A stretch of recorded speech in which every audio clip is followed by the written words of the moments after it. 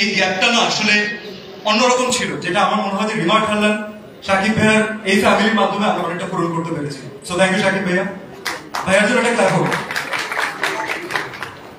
And মেহেদী ভাই, best of luck. আমি নিজে যখন আমার প্রথম চলচ্চিত্র অভিনয় করি তখন আমি একজন ফার্স্ট টাইম ফিল্ম ডিরেক্টরের সাথে অভিনয় করেছি, মানে পুরোটা সেটে তার সাথেই অভিনয় করেছি। নায়িকা আমাদের সাথে ছিলেন কিন্তু তার সাথেই আমার বেশি অভিনয় ছিল। তো আমি জানি যে প্রত্যেকটা মোমেন্ট কত স্পেশাল একজন ডিরেক্টরের প্রথম ছবি।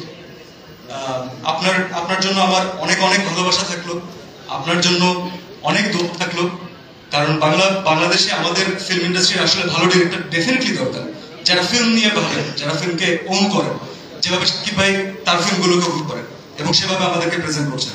So I can't wait to see a mega blockbuster loading.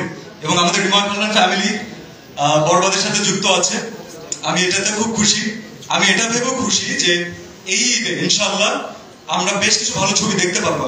এবং যখন এইরকম বড় হাইপ ক্রিয়েট করা ছবিগুলো আসে, যখন শাকিব ভাইয়ের ছবি আসে, সাথে বাকিদের ছবি আসে, এটা definitely it's a plus point for the industry.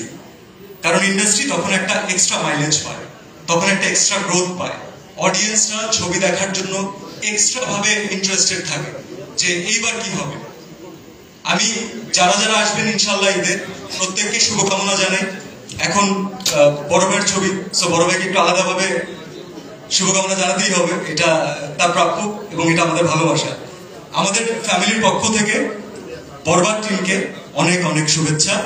আপনাদের সবার দোয়া ইনশাআল্লাহ একটা মেগা ব্লকবাস্টার লোড হতে যাচ্ছে ইনশাআল্লাহ। Thank you so much.